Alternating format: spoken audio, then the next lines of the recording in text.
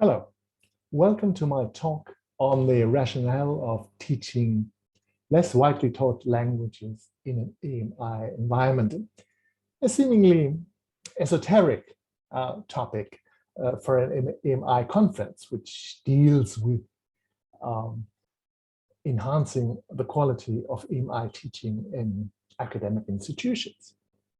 Nevertheless, I thought being interested in the multilingual university and multilingual academia, I thought this might also be of interest to you who are probably English teachers, academics teaching in English and interested in methodology and everything to do with an EMI context. And I think less widely taught languages or languages in general belong into this kind of a framework.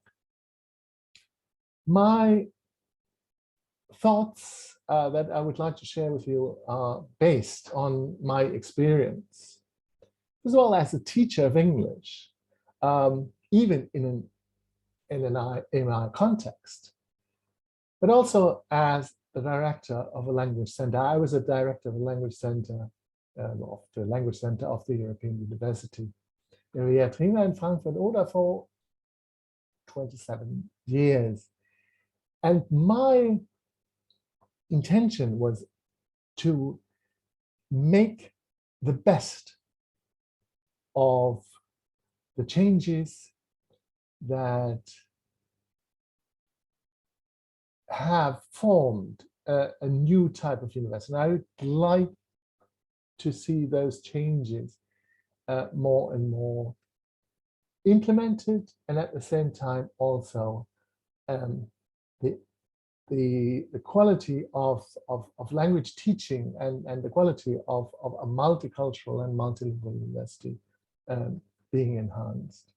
And at the same time, I was also responsible for a network of directors of language centers in Europe.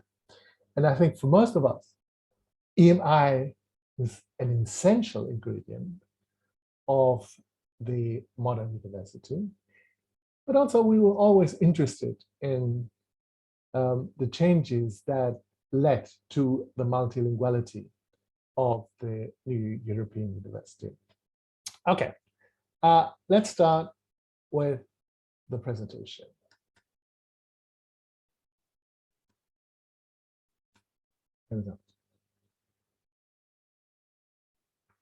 I think it's probably fair to say that because we've lived in a monolingual society, a monolingual environment, at least those of us who are born and raised in Germany, that for most of us, it seemed that, or most of the people living in those kind of monolingual societies, it seems that the paradise is monolingual. Wouldn't it be nice if we could have no problems communicating with whoever we meet, if it weren't for those different languages that are spoken and that we don't speak and others don't speak? And this is, of course, this is not a new idea, the paradise, the monolingual paradise. It goes back to the Bible, as you all know, the myth of Babel, where multilingualism is seen as a punishment for the sins of man. And sometimes I have the feeling that even in a modern society, even in sort of very openly minded people, that they still see the monolingual university, the monolingual environment in the university as the ideal situation. And they may look back at that, or sometimes look back with envy at the past when academia, or the academic world had a common lingua franca, and which was actually Latin. And it seems that more and more the English has replaced Latin as a lingua franca.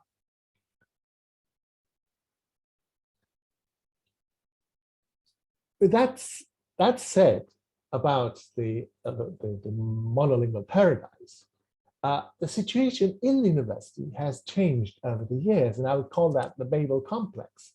The university, when you go through the corridors or run through the corridors of the university, when you go to the cafeteria, it seems that Babel has finally arrived at the university, because the majority of the members of the university is plurilingual.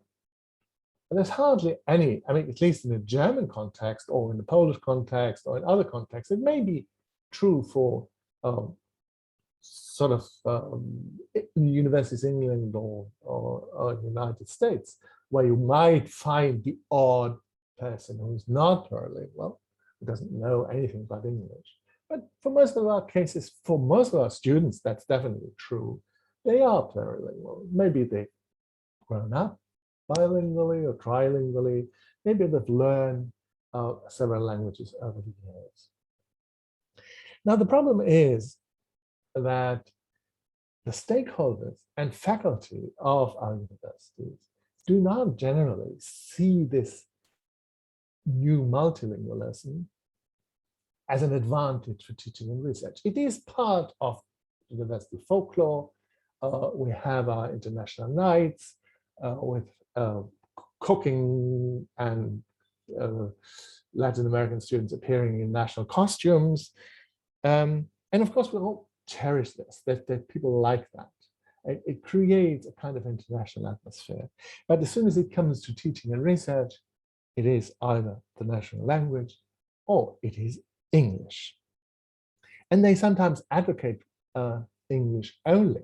They don't see a point in using other languages but English and the national language for teaching and research. And I can sympathize, or very much sympathize with this idea. And I see this as a big advantage.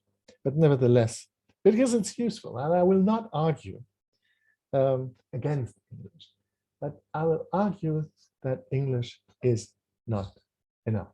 And this is what I call the EMI dilemma. I think EMI is inevitable for the internationalization of higher education, but it can be a major obstacle for the investment in and the promotion of academic multilingualism. And I think academic multilingualism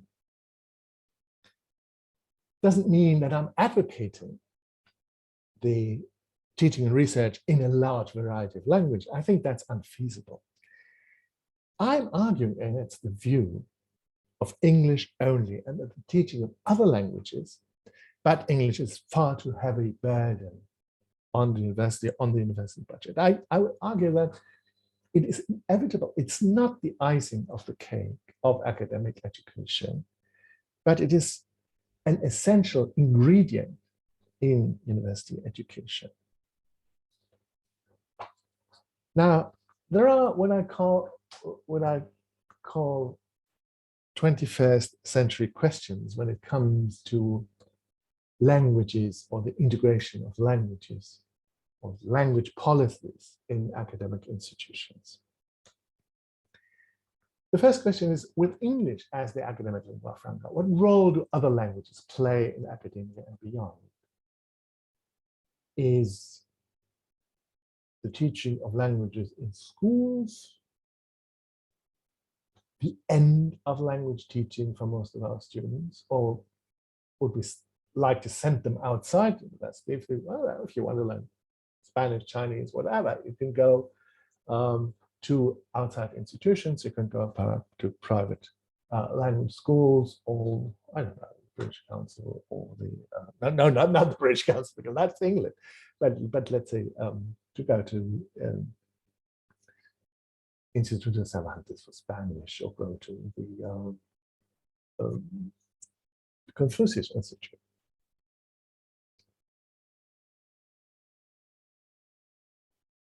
Second question is, what obligations, and I think they have an obligation, do institutions of higher education have to promote multilingualism by offering language teaching in languages other than English to their students. English should be offered. There should be a kind of a mentoring and tutoring for students who could actually do not reach the level or have not reached the level by entering the university. There should be definitely be teaching for that, and the level of English should be high for students and staff, and we should do everything to ensure that we have a high level of language proficiency in English.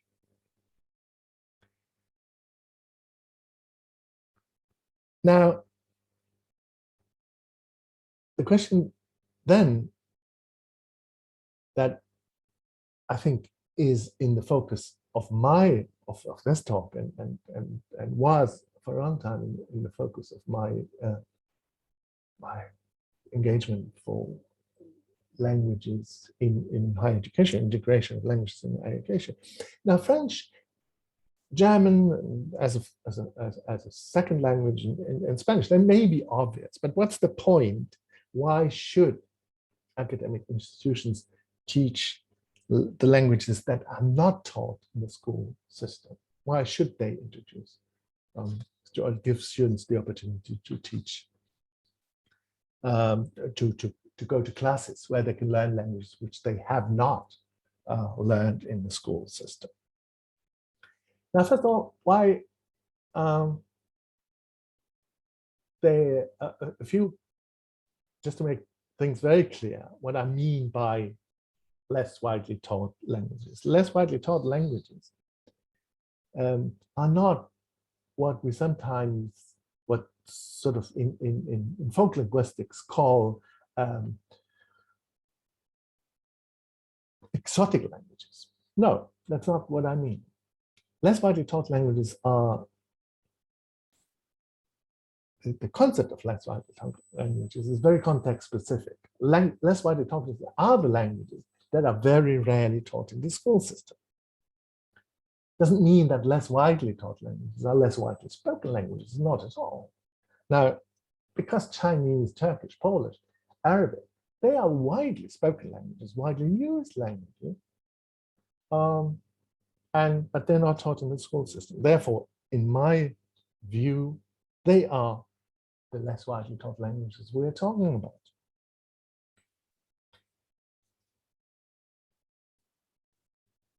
Now, here's one important point, or as part of the rationale of teaching those languages in higher education.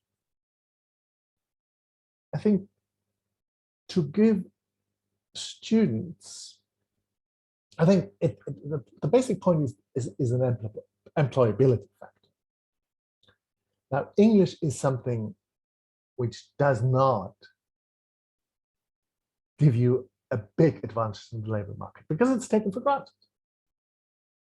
It's not seen as a special skill. It's seen as something that you have to bring to your job, and if you don't have it, you won't get a job. But now, when you look at the students, what they really need is ways of separating themselves from others.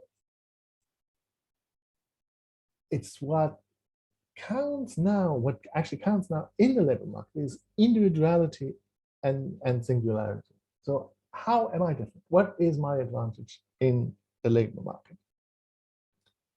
If universities consider themselves more than just distributors of knowledge, but see themselves as educators in a broad sense, then they must take account of the developments in society and business. How am I different? What makes me different?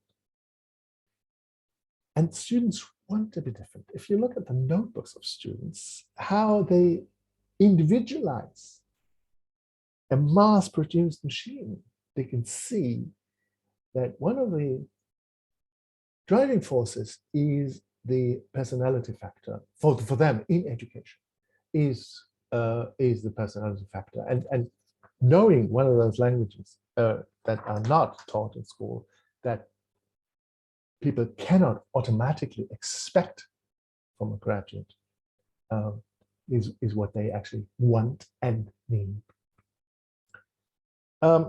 Just a few, to give you a sort of empirical evidence for what I've been saying. We did in my university at the Evironment, we did an alumni study in 2011, and asking the students what was important for you for finding a job, and what was also important for you in the job, what gave you an advantage in the job. And it turns out, when you look at the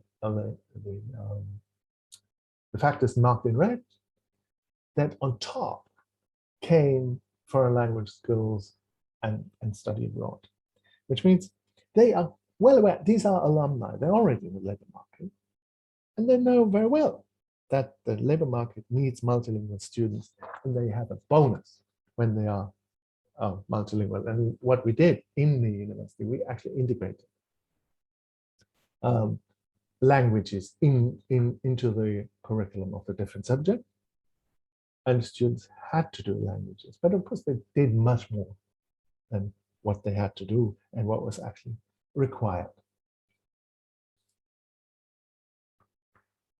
There's also the policy argument. I think what is important is of course, a lot of people would say, and what sometimes the criticism raised against academia is that it presents a bubble. It's the ivory tower. It is a bubble. But we have to, within university, we have, within sort of academia, we have to learn how to communicate with society at large. And we have to preserve and develop all languages as academic languages to make communication possible between academia and society. And this is what is so important. We need experts who can actually speak and talk to the Arab world. We need experts that can discuss issues with Chinese partners, and they have to do this. They cannot. There's a certain limit to doing this in English, because as soon as you do it in English, your partner is well aware that you're not too familiar with the cultural factors in communication. Then you don't know very much about the country if you don't speak the language of that particular country. And this is important. This is especially important in times of crisis. And we've seen this. If let's say in the pandemic that we're still in, if our experts, if our virus experts would not be able to communicate, or could only communicate in English, then this would cause much more confusion in society, and would be very, very problematic for making the right policy decisions and taking the right measures in politics. So we have to facilitate international communication outside the national discourse bubbles. We need people who can actually speak to the outside world, and for that, the only chance to educate students so they can be able to do that is to do this by teaching them languages. And of course, why does this have to take place at the university? Because private institutions cannot afford, it's too expensive to afford teaching less widely taught languages, and publishers are very rarely interested in the development of materials. It's in the public interest to teach those languages. Therefore, the public should pay for it. Universities are the only institutions where languages, less widely taught languages, can be taught professionally. We have to make sure that this happens, and it happens with high quality. There's another factor which I think is to my mind, very important. And it has to do with learning languages as a cognitive challenge. I think, and this goes for all students of all subjects, I think they need to be aware of languages and the role of languages in communication, and the role of languages in their subject, and the role of languages in their society. And learning a less widely taught language helps reflecting on one's own language and on languages in general. It turns students into experts for specific cultures, and by giving them access to these cultures, and also side effect, it boosts their self-confidence. I said at the very beginning, I think there are academics who think for research, English is definitely enough. But I think there's a research element which sometimes being overlooked, is we need to foster cooperation between language departments and the language center. Joint development of course materials and curriculum. Language departments can use the language center as a laboratory. So, and that is research per se.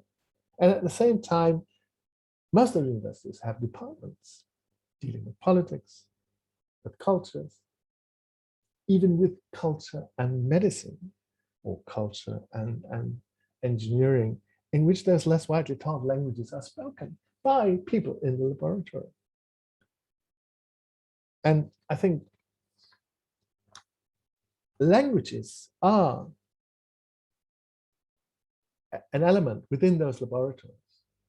We in the language profession have to make sure that there's a focus on languages in those laboratories in the wider sense, and there is a developing language sensitivity